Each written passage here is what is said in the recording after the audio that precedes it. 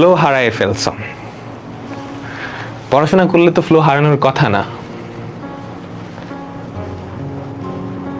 যাই হারাইছো, যেটা গেছে হইছে, বাদ। এখন থেকে শুরু করো, সময় আছে, 3 মাস না 6 মাসই সময় আছে, ইনাফ টাইম।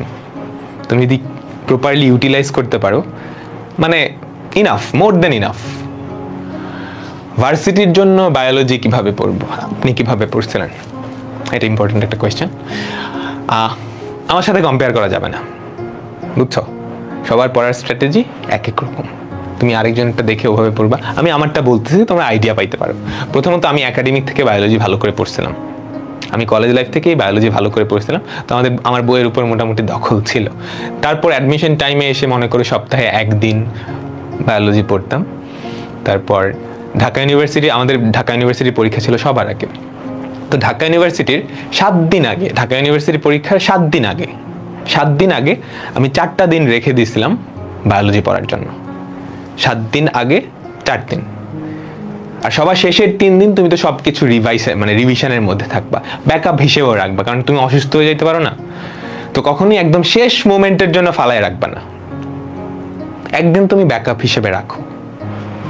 আর অ্যাডমিশন টাইমে অসুস্থ হয়ে যাওয়াটা খুবই স্বাভাবিক, দৌড়াদৌড়ি, মানসিক প্রেশার থাকে।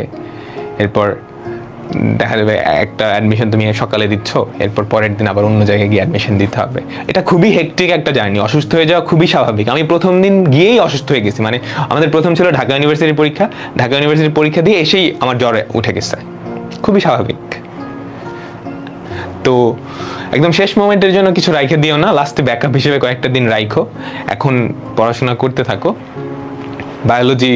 বায়োলজি তো তোমরা বই পড়তেছো না, বই তো পড়া লাগবে, মেইন বই। তারপর তোমরা ধরো কোনো কোচিং সেন্টারের বই যদি থাকে ওগুলো ফলো করতে পারো। আমি কোচিং সেন্টারের বই ফলো করেছিলাম, আমাদের সময় রেটিনার বই ছিল আমার কাছে কয়েকটা, রেটিনা ডাইজেস্ট নামে কিছু একটা আছে মনে হয়, ওটা পড়ছিলাম। আর হচ্ছে মেইনলি পড়ছি ওই আজমল স্যারের বই আর হাসান স্যারের বই, ওই দুটা পড়লেই হয়ে যায়। শেষের দিকে ঢাকা ইউনিভার্সিটির পরীক্ষার শেষের দিকে, মানে আগে একদম লাস্ট মোমেন্টে তুমি বায়োলজির জন্য 3-4 দিন রেখে দিও, হ্যাঁ, লাস্ট মোমেন্টে রিভিশন দেওয়ার জন্য। কারণ এগুলো তো তথ্যমূলক, মাথায় ক্যাচ করে থাকলে ধুমধাম অ্যান্সার করে ফেলা যায়। আর ভার্সিটিতে সব সময় বায়োলজি অ্যান্সার করবে আগে। শুরুতে হচ্ছে আমি অ্যান্সার করছিলাম বায়োলজি দিয়ে, পারলে পারছি, না পারলে নাই, এখানে তো সময় নষ্ট করার কিছু নাই, জাস্ট গোল্লা ভরাট করতে যতক্ষণ টাইম লাগে। তো ফার্স্টে বায়োলজি, পরে কেমিস্ট্রি দিছিলাম, এরপরে ফিজিক্স, এরপরে হচ্ছে ম্যাথ। ঠিক আছে, তুমি বায়োলজিতে যদি সময় বাঁচাইতে পারো, বাকি 3টা রিল্যাক্সে দিতে পারবা, এটা হচ্ছে মূল কথা। বায়োলজি যতটা সম্ভব তুমি সময় বাঁচানোর চেষ্টা করবে বায়োলজি আর কেমিস্ট্রি দিয়ে, কারণ ম্যাথমেটিক্স, ফিজিক্স ওগুলো করার জন্য একটু সময় লাগবেই। ঠিক আছে, কিছু বড় ম্যাথ আছে, ওগুলো কিভাবে শর্টে করবা। খুব বড় ম্যাথ থাকলে স্কিপ করে ফেলবা। তুমি অ্যাডমিশন টাইমে মানে পরীক্ষায় গেছো, একটা অঙ্ক দেখছো যেটা জীবনেও তুমি দেখো নাই, ওই টাইপের অঙ্ক দেখোই নাই, এরকম অঙ্ক খুব কম। ধরো তুমি বুয়েটের পরীক্ষা যদি চিন্তা করো, জীবনেও দেখো নাই, মানে এই টাইপের অঙ্কই জীবনে দেখো নাই, ওরকম হয়তো 20%, ম্যাক্সিমাম 20% অঙ্ক থাকবে, তুমি ওগুলো ফার্স্টে টাচ করো না, ওগুলো বাদ দাও।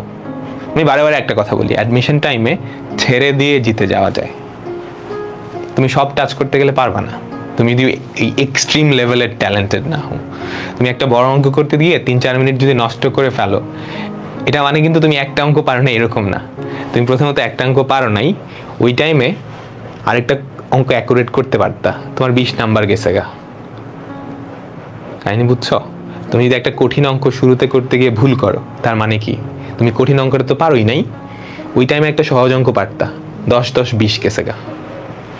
তো সব সময় শুরু করবা যেগুলো তোমার পরিচিত অঙ্ক আছে ওগুলো দিয়ে, অপরিচিতগুলো থাকুক, পরে টাইম পাইলে তুমি আসবা। ঠিক আছে, এগুলো অনেকটা এই ঝড়ের দিনে আম কোরানোর মতো, অনেকগুলো আম মাটিতে পড়ে আছে, তুমি যদি মাটির আমগুলো না নিয়ে আগে গাছের আম পাড়তে যাও, তাহলে কি হবে? তাই না? তুমি গাছের আম নিচ্ছ না মাটিতে পড়ে থাকা আম নিচ্ছ, এটা তো ম্যাটার করে না। তুমি কয়টা আম কালেক্ট করতে পারছো এটাই তো মেইন, কয়টা অঙ্ক অ্যাকুরেট করতে পারছো ওইটাই মেইন। তুমি কত কঠিনটা সমাধান করছো এটা তো ডাজন্ট ম্যাটার। তো যেগুলো সহজ ওগুলো তুমি আগে সমাধান করবা, তারপর কঠিনগুলো ধরবা। ঠিক আছে? পার্শিয়াল মার্ক, বুয়েটে পার্শিয়াল মার্ক দেয়, অনেক দেয়। পার্শিয়াল মার্ক না দিলে আসলে আমার নিজেরই, আমি খুব সহজ একটা অঙ্ক ভুল করছিলাম, সহজ 2টা অঙ্ক ভুল করছিলাম, বোর্ডে আসা অঙ্ক। আমি তোমাদের বলছিলাম কিনা জানি না, পিথাগোরাসের উপপাদ্য ভুল করছিলাম। পুরো প্রসেস ঠিক আছে, জাস্ট ক্যালকুলেশন এক লাইনে ভুল। তো এরপর আমার রেজাল্ট কিন্তু ভালোই আসছে, তার মানে ওটা থেকে বোঝা যায় যে পার্শিয়াল মার্ক ভালোই দেয়। পার্শিয়াল মার্ক ভালোই দিবে। টাইম ম্যানেজমেন্টে প্রবলেম হওয়াটাই স্বাভাবিক, প্র্যাকটিসের মধ্যে থাকতে হবে। টাইম ম্যানেজমেন্টে প্রবলেম এটা হওয়াটাই স্বাভাবিক, একটু প্র্যাকটিস রাখতে হবে। হ্যাঁ, বুঝছো? ডিইউ রিটেনের জন্য ম্যাথ কিভাবে করবা? ডিইউ, তোমরা তো ইঞ্জিনিয়ারিং ব্যাচ, তোমাদের কি রিটেনে সমস্যা হবে নাকি? তোমরা তো কত কঠিন অঙ্ক করতেছো। রিটেন ঢাকা ইউনিভার্সিটি রিটেন এমনি হয়ে যাবে। তোমরা ঢাকা ইউনিভার্সিটির ম্যাথ নিয়ে চিন্তাই করো না। তোমরা ইঞ্জিনিয়ারিং প্রিপারেশন নিলে ঢাকা ইউনিভার্সিটির ম্যাথ 100তে 100 হয়ে যাবে, কোনো কিচ্ছু এক্সট্রা করা লাগবে না।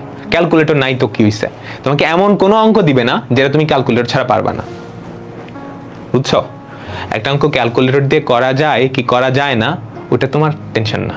যে কোয়েশ্চেন করবে ওনার মাথা ব্যথা, কারণ উনি জানে তো বাচ্চাদের হাতে ক্যালকুলেটর নাই, এমন অঙ্কই আমি দিব যেটা ক্যালকুলেটর ছাড়া করা যায়, বুঝছো? তো ইঞ্জিনিয়ারিং এর প্রিপারেশন নিলে তোমার ভার্সিটির যে ম্যাথ এটা 100% হয়ে যাবে, 100% হয়ে যাবে। 3বার বলে ফেলছি পিথাগোরাসের গল্প। ও নাইস। ঢাবি রিটেনে কি পার্শিয়াল দেওয়ার কথা, পার্শিয়াল সব জায়গায় দেওয়ার কথা।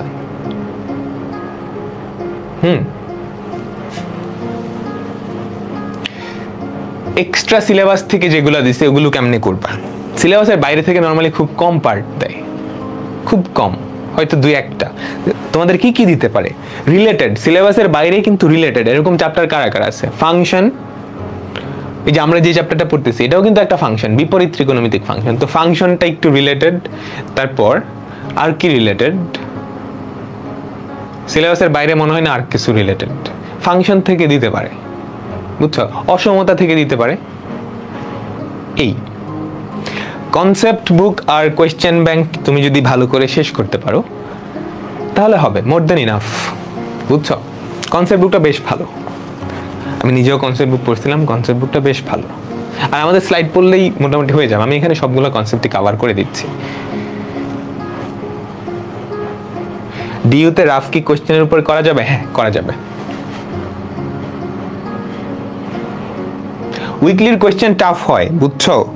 উইকলির কোশ্চেন টাফ হয়। উইকলিতে বেশি খারাপ করলে ভয় পাও না, তুমি মডারেট লেভেল যেগুলো আছে ওগুলো যাতে পারো। কোয়েশ্চেন ব্যাংক থেকে যেই লেভেলের অঙ্কগুলো আছে, কোয়েশ্চেন ব্যাংক তো আছে সবার কাছে, তোমরা দেখবা ওই লেভেলের অঙ্কগুলো পারতেছো কিনা, ওগুলো পারলেই হবে।